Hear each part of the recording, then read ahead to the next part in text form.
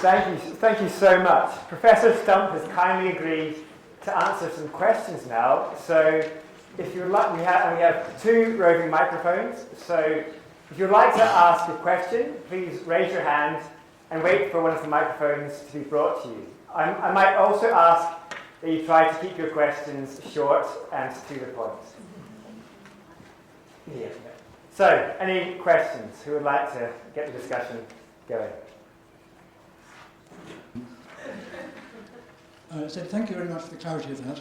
The first reaction is, I thought there was a bit of a gap in the middle in the way you presented it. An extreme contrast between scientific reductionism on the one hand and the full panoply of Thomas Aquinas on the other. Obviously there are lots of positions in between, as I think you realise. In particular, a view that human beings can't be reduced to their microphysical structure. We have causal powers in virtue of our beliefs, emotions, choices, and so on, as we obviously agree. That doesn't imply theism. It doesn't take us all the way to theism. Lots of people, as you know, occupy that middle position. And it maybe removes one obstacle to theism, but it doesn't imply it. Yeah, of course I said so. I mean, you may remember that I said so. So we don't disagree that I said so.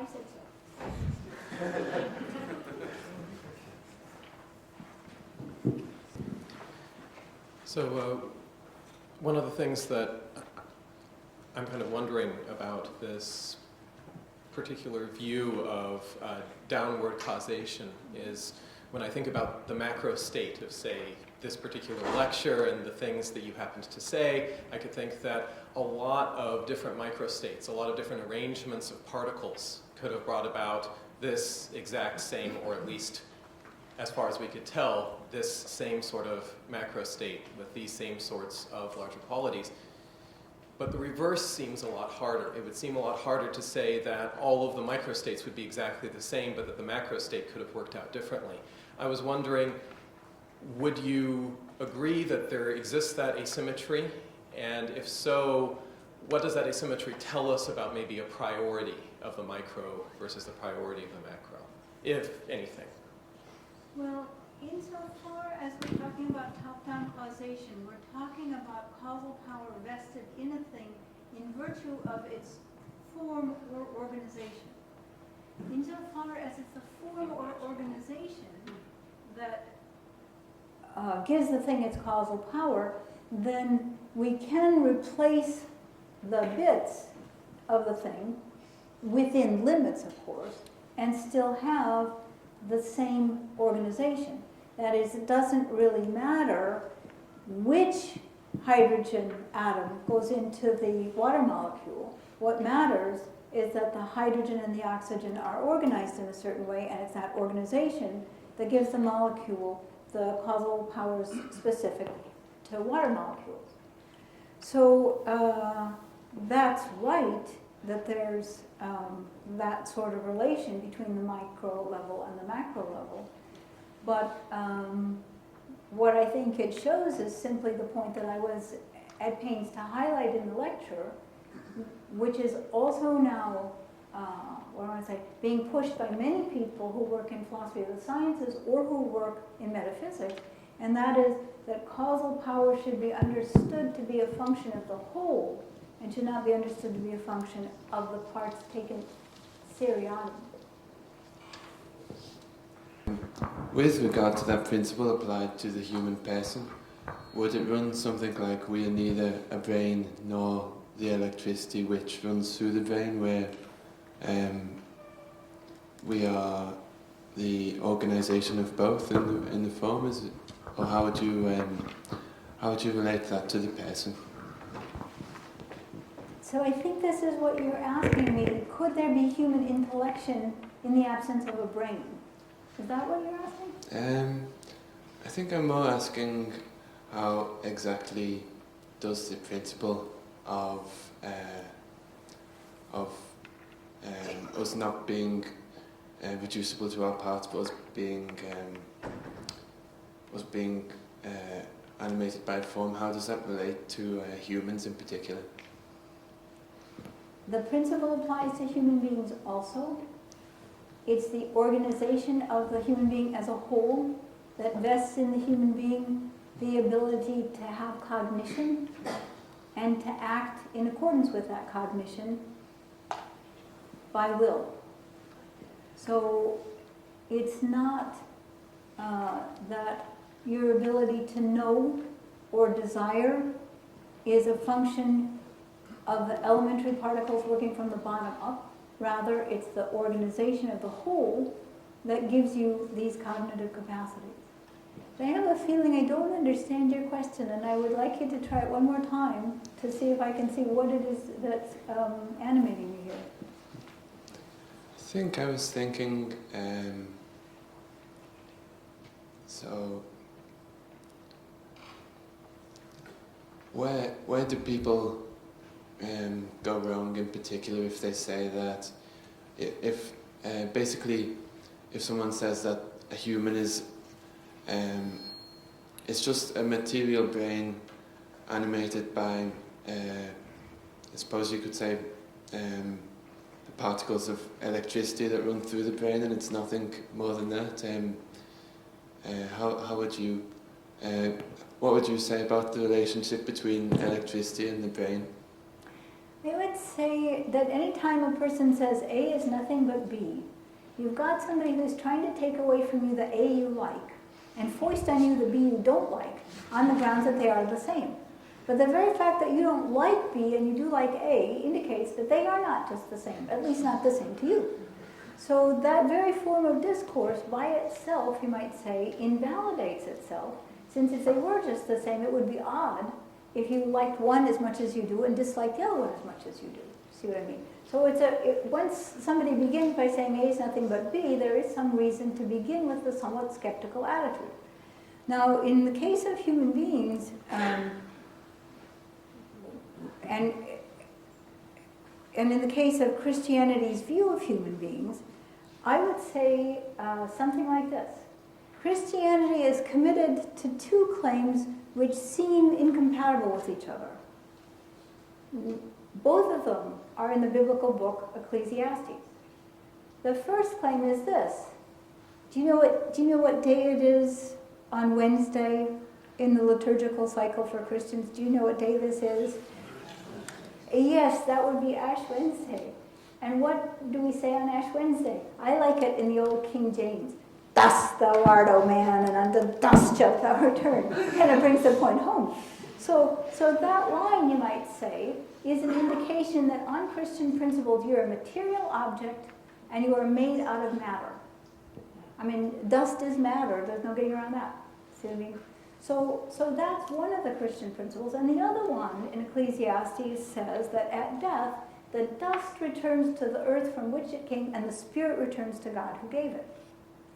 Now you might think to yourself, look, if a human being is a material object made out of matter, then how could there be anything not made out of matter that returns to God at death? How's that possible? And Aquinas' answer goes something like this. He says, for higher human capacity, for higher human cognitive capacity, you don't need any material object. You only need a certain configuration. You only need the form.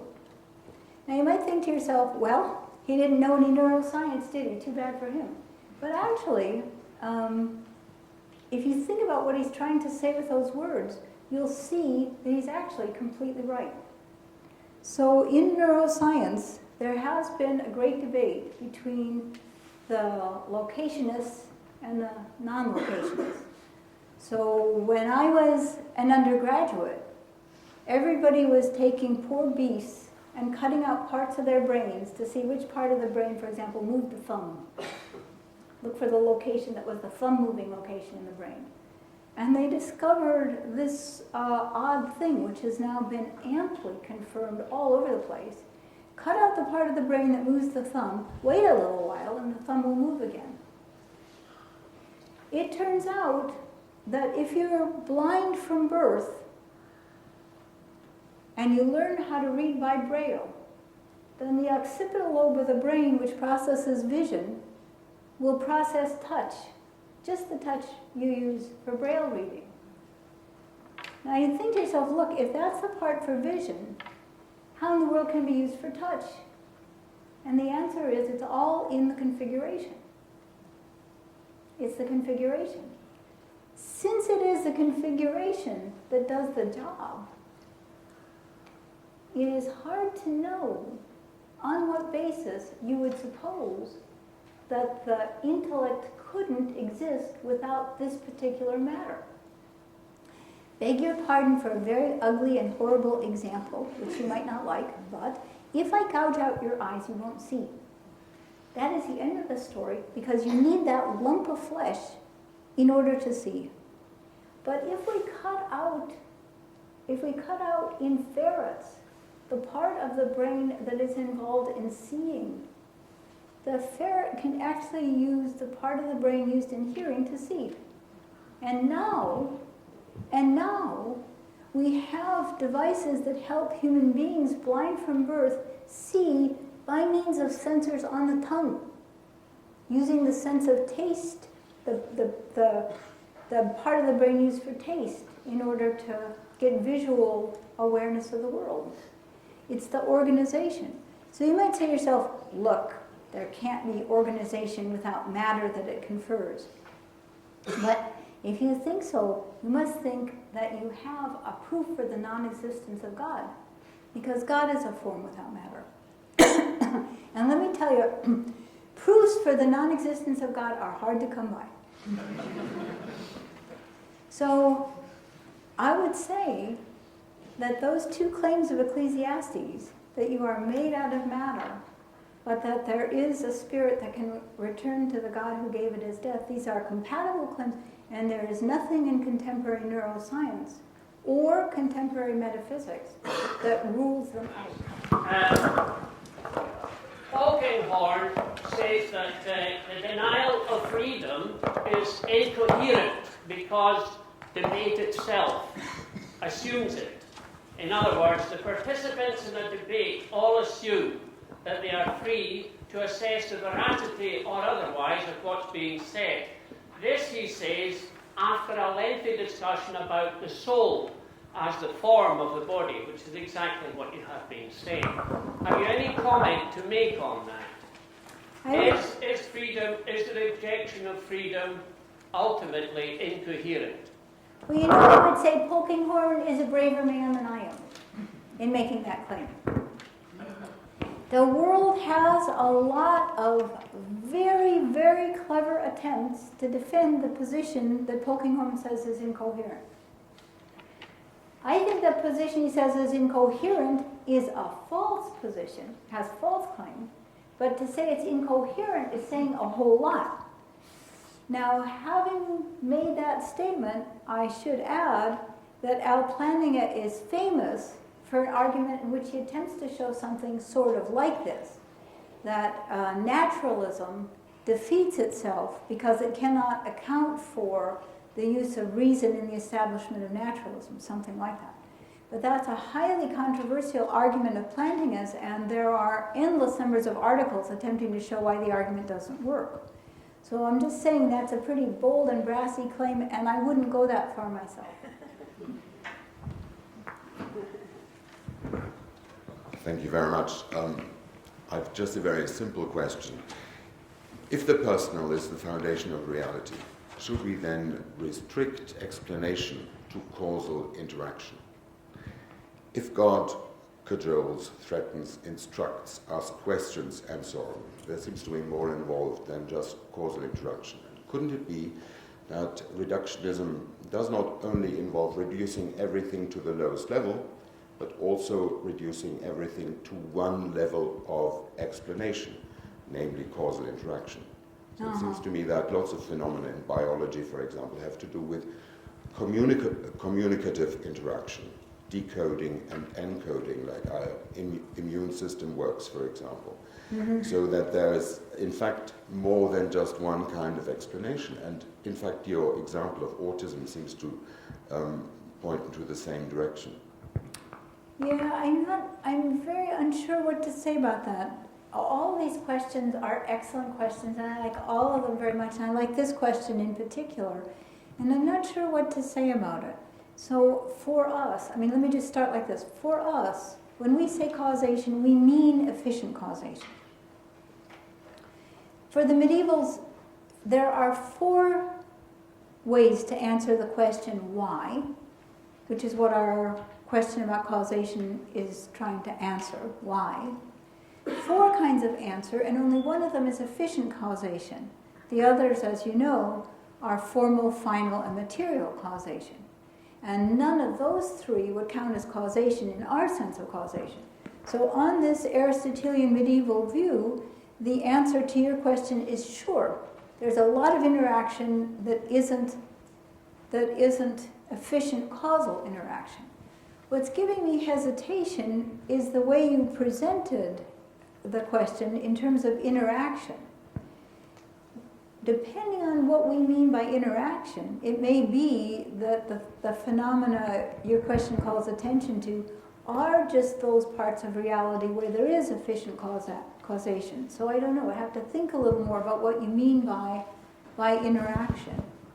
But certainly, as far as explanations of what there is in the world go, I think it's quite right that there's more by way of explananda than efficient causation. That seems to me right.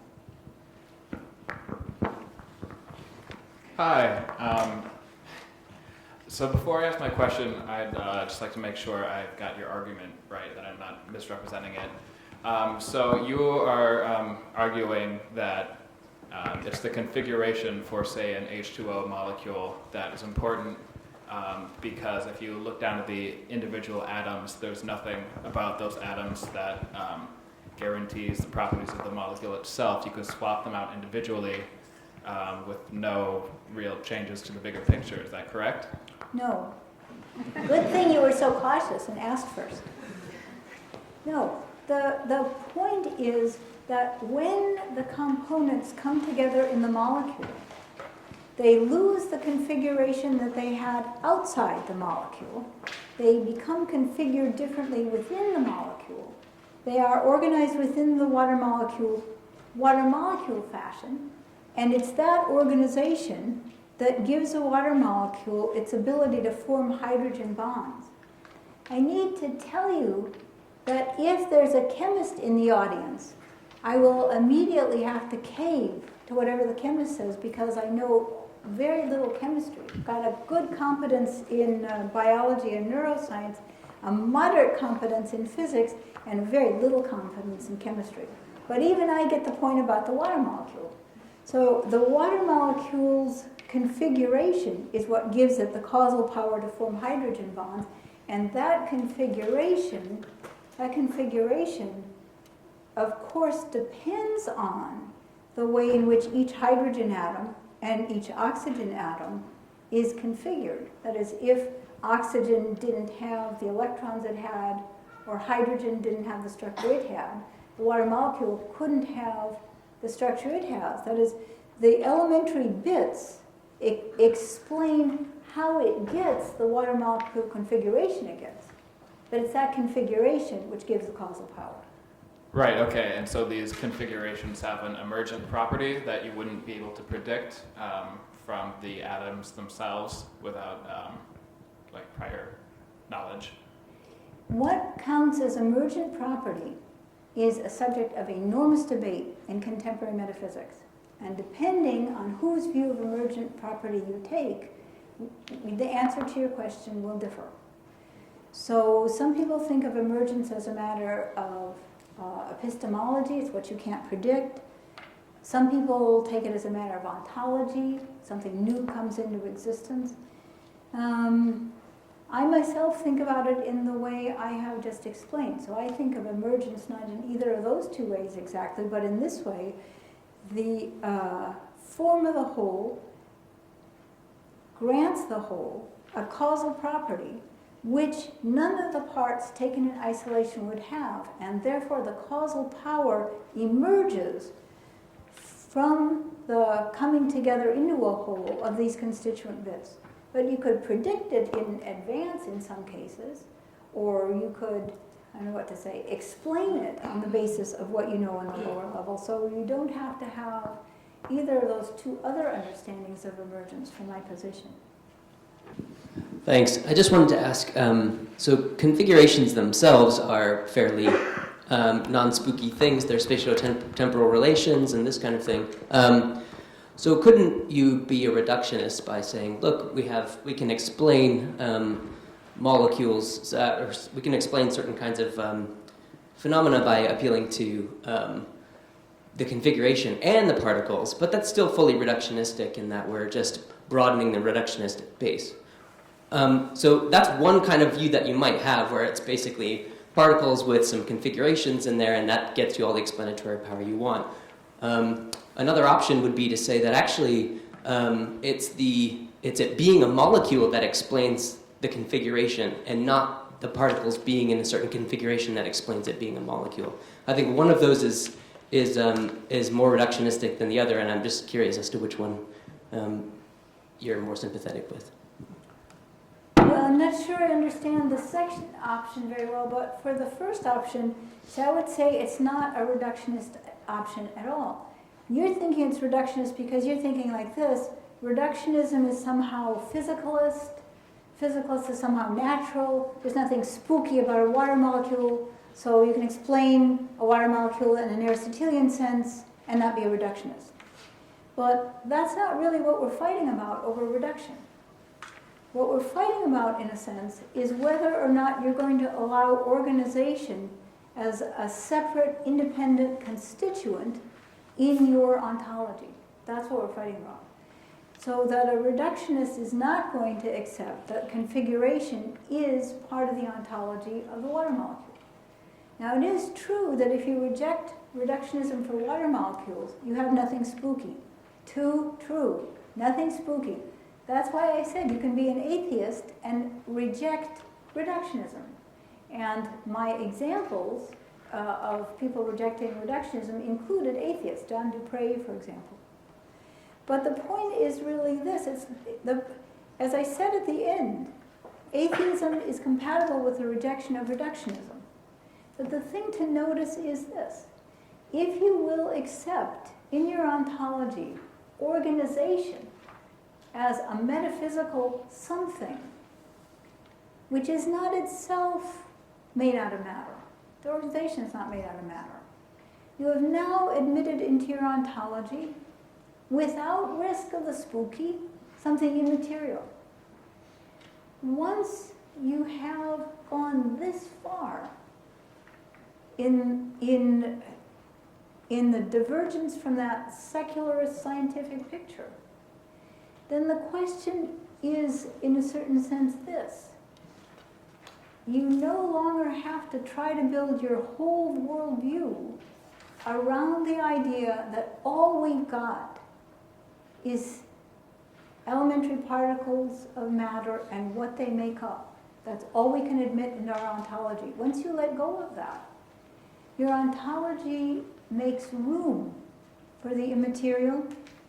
It doesn't require it, but it doesn't rule it out in the same way it did before. And that's the point. Thank you so much again. Can we show our appreciation once more?